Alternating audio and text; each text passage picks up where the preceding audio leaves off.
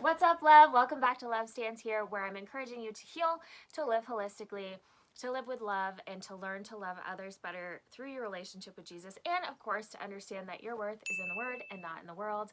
I'm Megan Brianna. Welcome back. If you're new here, please don't forget to hit the subscribe button so you don't miss anything. I upload these videos every Thursday.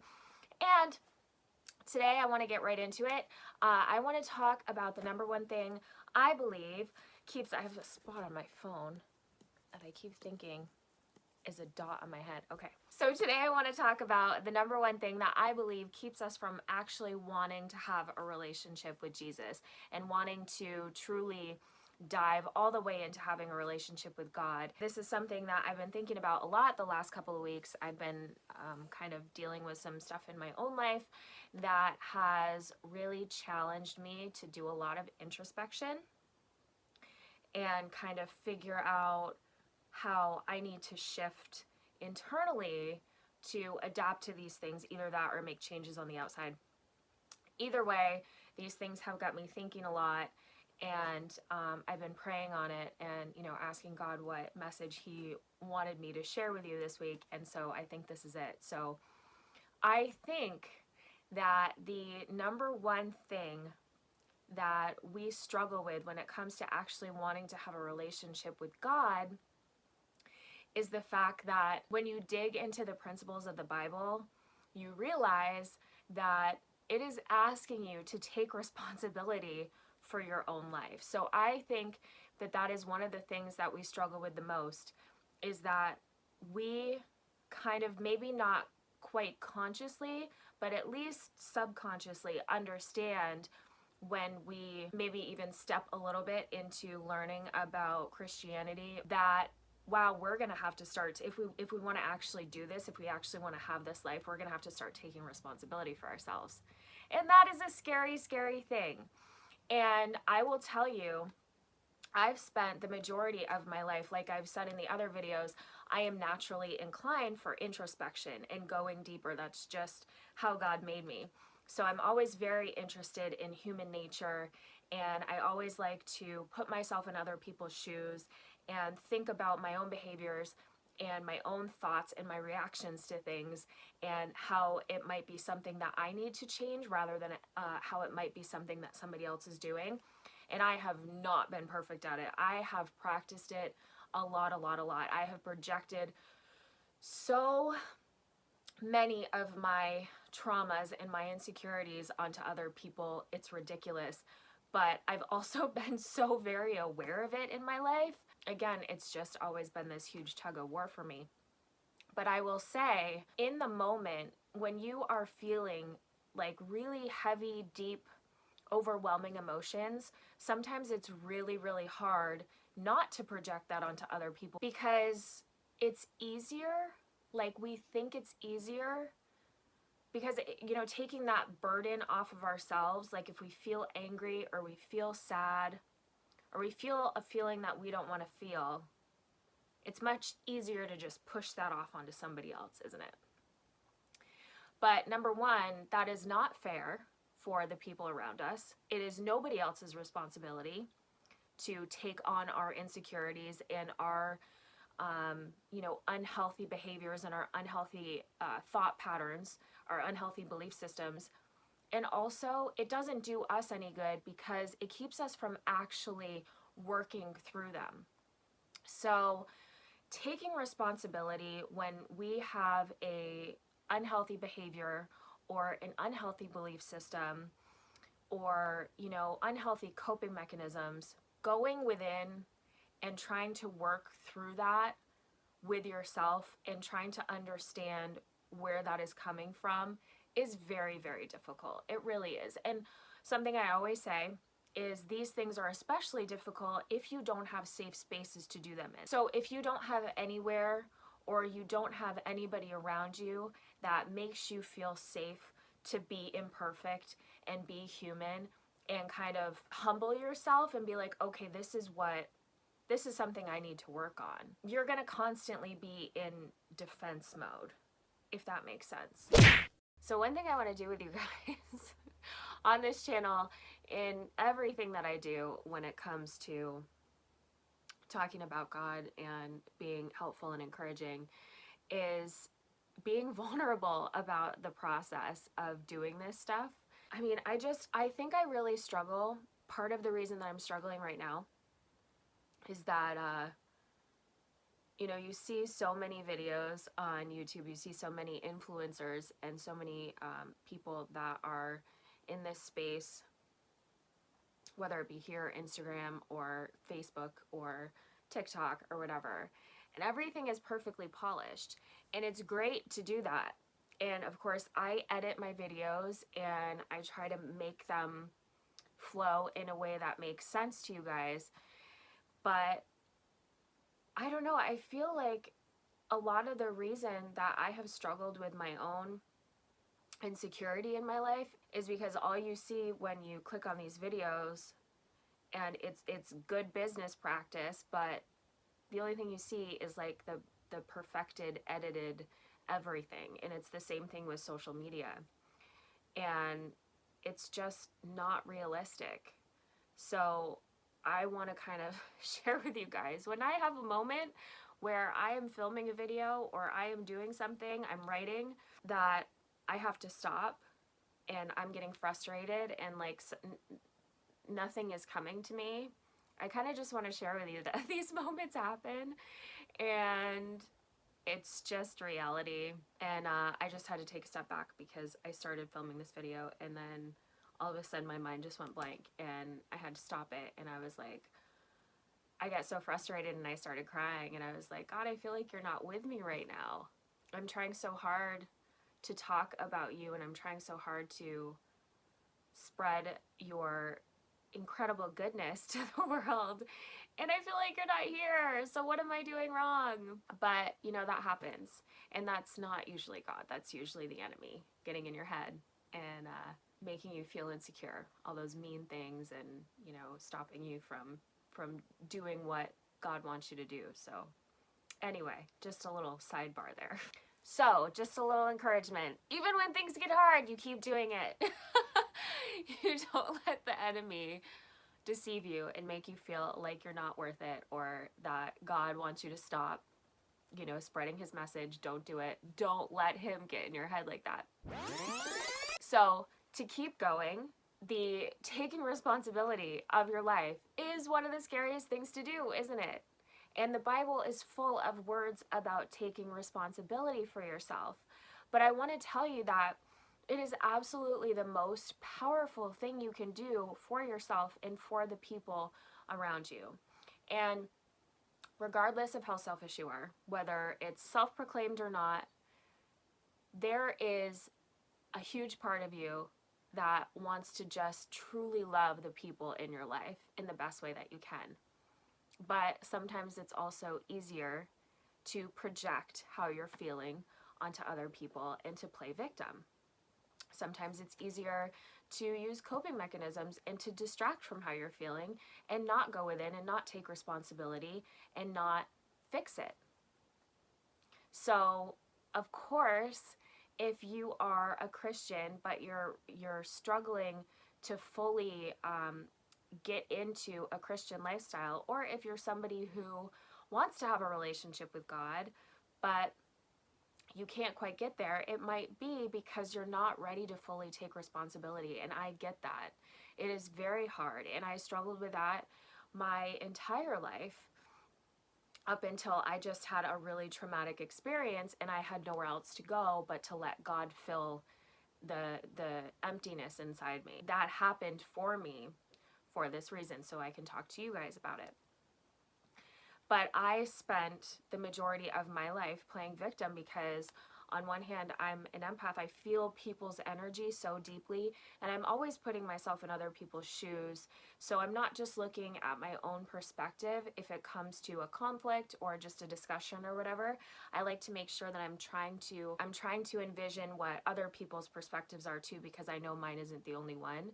And I want to be compassionate towards people and I want to love people in the best way that I can. And then on the other hand, I also struggled with codependency, as I've said before. So I always had expectations that people would receive my love in a certain way, in that they would know exactly my intentions behind my words and my behaviors and the way I was communicating with them. And I would put people up on pedestals, and I would always try to see people for their highest potential, even if they weren't there yet. And if they didn't meet those expectations, I struggled, and I took that onto myself. So I had both those things, which created this cycle of not having any boundaries whatsoever, which then made it easy for me to play victim. But, I wasn't aware of it at the time. I wasn't trying to play victim.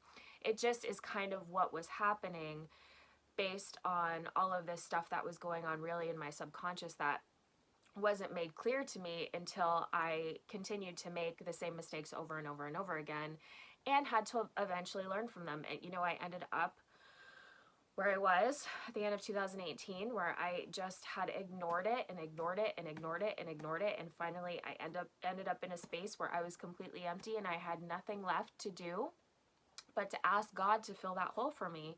And when I finally did, that's when the miracles started happening.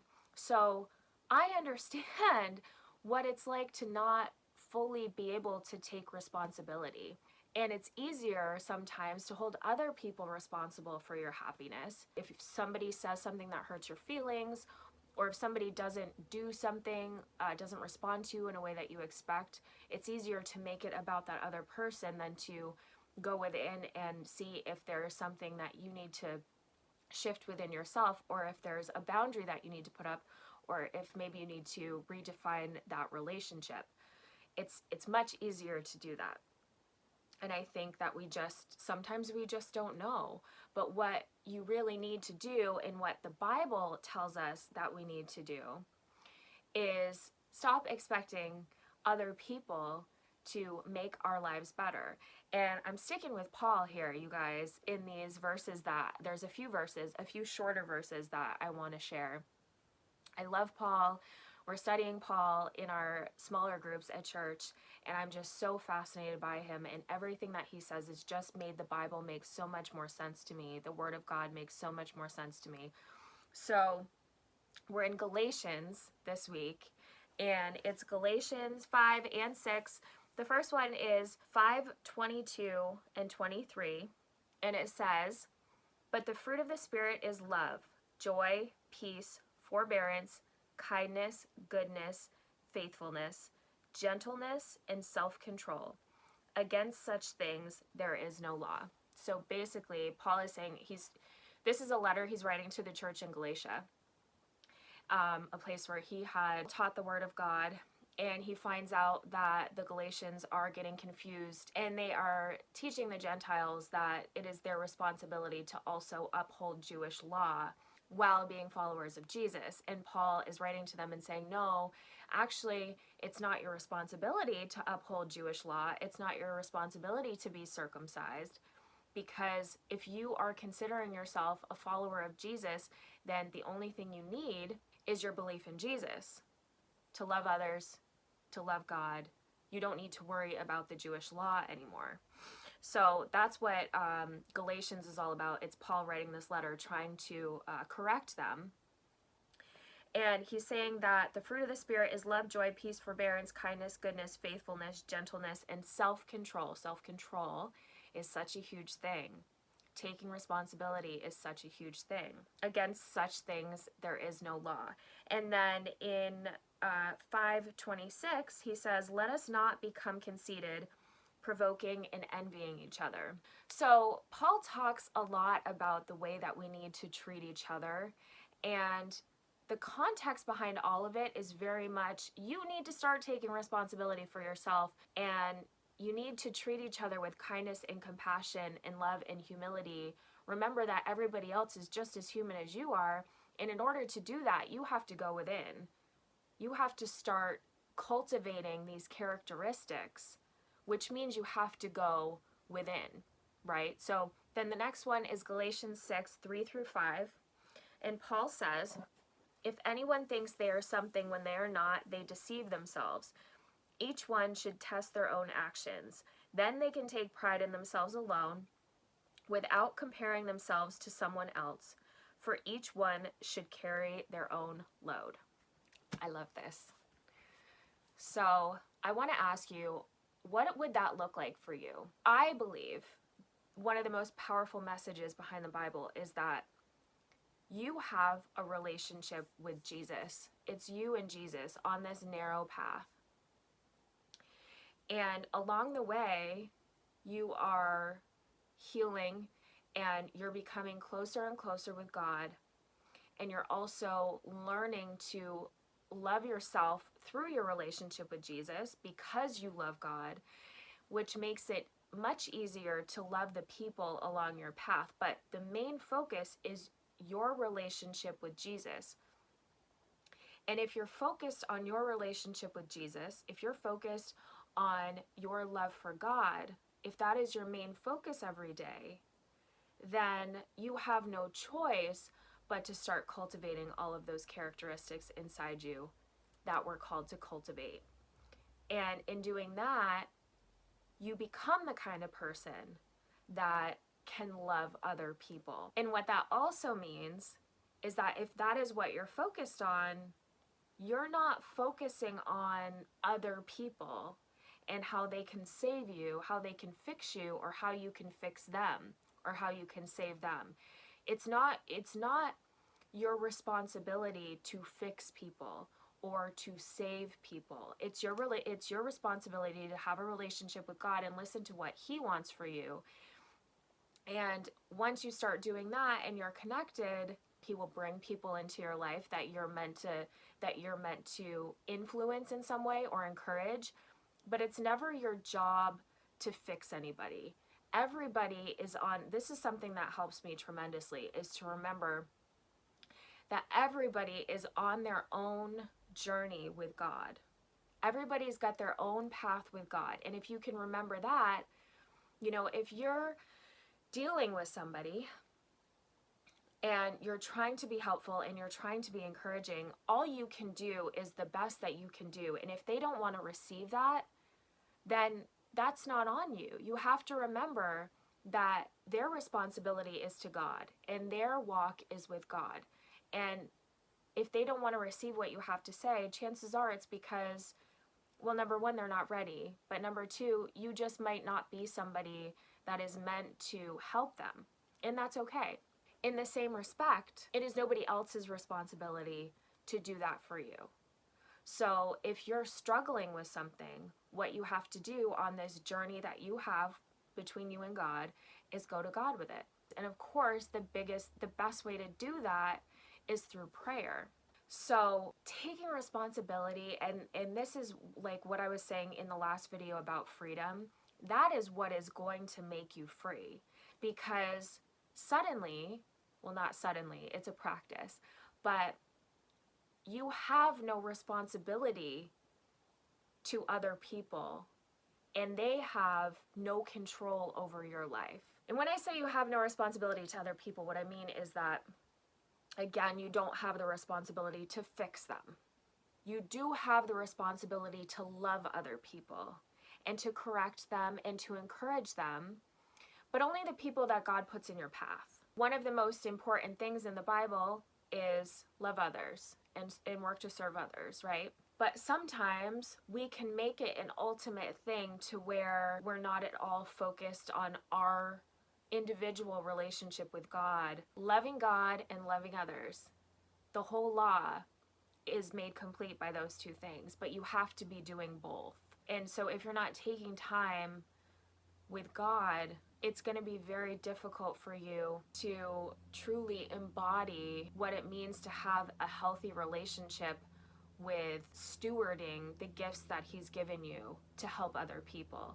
Does that make sense? What I would say, kind of to wrap all of this up, is that if you are someone who is interested in having a relationship with God, but you are scared to take on that responsibility and to start going within and doing the work that you probably know needs to happen in order to be a good steward of what God has given you. Just know that it doesn't have to be something that has to happen all at once.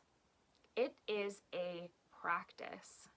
It's a huge practice, and it can be a very slow practice, but it's, you don't have to worry about, like, if you are scared to jump into a relationship with Jesus, you can do it slowly. I would love to see people just be able to dive right in, but I don't think that that is really realistic.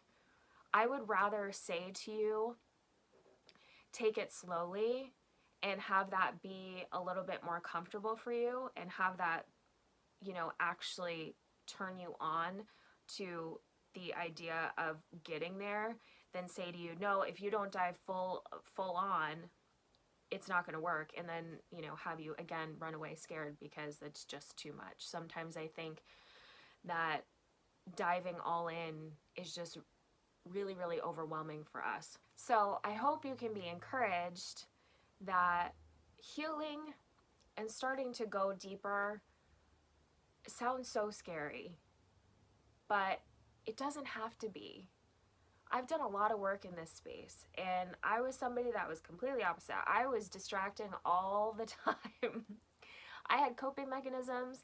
I hated my feelings. I have so many feelings. I am a very feeling person, and I hated it, so I distracted a lot. But I learned to do it slowly. And that's what got me to the place where I was ready to have a relationship with God. And then, when I did, it's been 2.5 years. And I'm just in this place now where I'm finally fully in belief about it. I fully understand that this is the truth. And I've just experienced so many mini miracles along the way. I mean, big miracles. Everything's a miracle, that have kept me going, and have been, it's just testimony after testimony after testimony in my life, that what I'm doing with God and what God is doing for us is truth.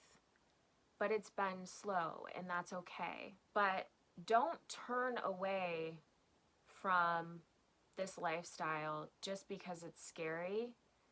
Again, taking responsibility is a move, but it's also so empowering, and it's so freeing, because then the only responsibility you have is to God. Nobody else has control over your life. Nobody else in the world is guiding you. It's you and God. God is guiding you.